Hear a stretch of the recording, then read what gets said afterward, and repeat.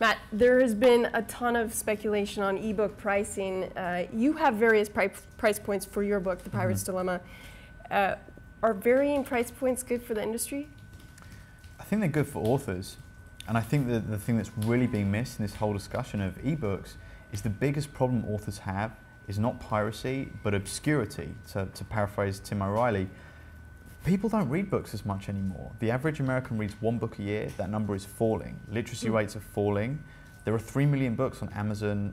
The average book that comes out every year sells less than 500 copies. So if more people start reading because of ebooks, whether they're getting them for free or whether they're paying for them, ultimately I think that's a good thing for authors and for publishers. Right, so it's now a numbers game. Have as many distribution channels as possible so you get that number of eyes behind you. Right, and there's so many other ways to sell your story, and we're starting to see artists figure this out and authors figure this out, but it's really not about producing one piece of media anymore. That's not how people interact with you, it's not how your fans interact with you, that's not how people consume whatever your story is. So in terms of figuring out a system, I know Apple's doing its own proprietary framework for the iPad in terms of DRM. Arguably it's lacking functionality and completely controlling. I think one person had said it's a computer that will never belong to its owner. How is DRM going to impact the iPad's success or failure?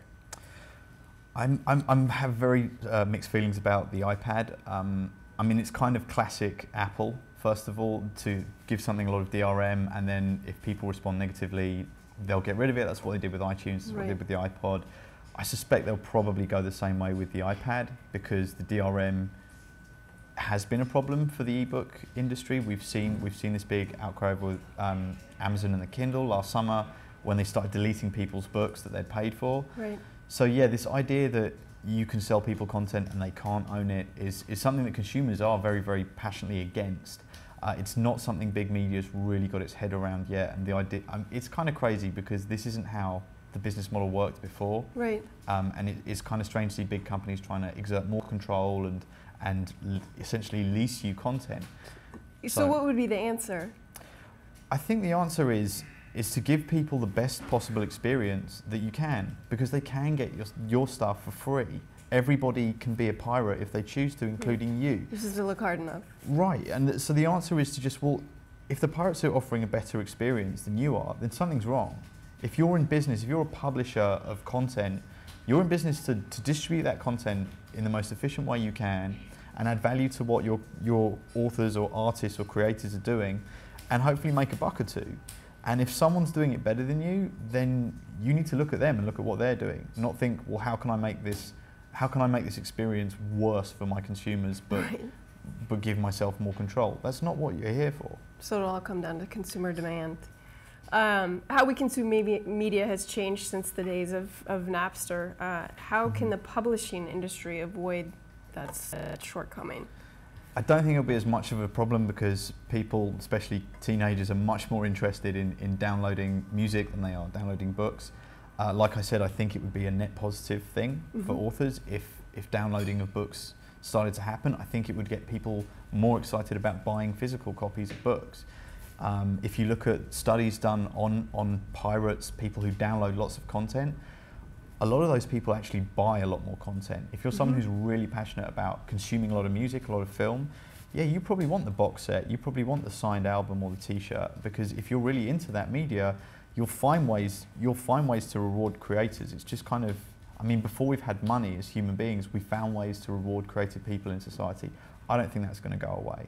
So if you look at the networks, they're sort of walking the tightrope between alienating their more lucrative distribution channels like the syndication and cable companies, but they have now the opportunity to go direct to 125 million iTunes users. Right. I mean, do they even have a choice? I mean, it seems to me that the consumers will go elsewhere if it's not offered. Well, yeah, that's definitely the problem. This is something Hollywood's really struggling with right now. Hollywood, I think, is being very, very proactive compared to the record labels about coming up with new ways for people to access and buy content. Cheaper prices, maybe subscription, we'll see. Cheaper prices, putting it everywhere, whether it's on something like Hulu or iTunes or it's on demand. There's all kinds of ways you can consume TV and movies now. The problem is, well, hang on a second, we don't want to upset Walmart because the DVD thing's kind of a good deal we've got going on, and if we do too much, then Walmart's gonna raise a stink, and also the box office, the theaters don't want Hollywood releasing stuff too early. Right. So that's an industry where we're really seeing this balancing act happen in real time, and in the next 5 years, it's definitely going to shift more towards simultaneous release and consumers being able to get films wherever they like. But yeah, right now some of these old relationships are still very lucrative, and there's still something that studios want to hold on to. So yeah, we'll see. How do you see that evolving? I mean, how are they going to play in this new world? They have to do what consumers want in the end, because otherwise they will go to Canal elsewhere. Street. Right, Canal Street will go online. I mean, if you talk to DVD pirates on Canal Street, they'll tell you that people downloading movies at home is hurting their business. Right, so you've got to be as efficient as you can, or you're out of business, and that doesn't matter if you're in Hollywood or you're on Canal Street.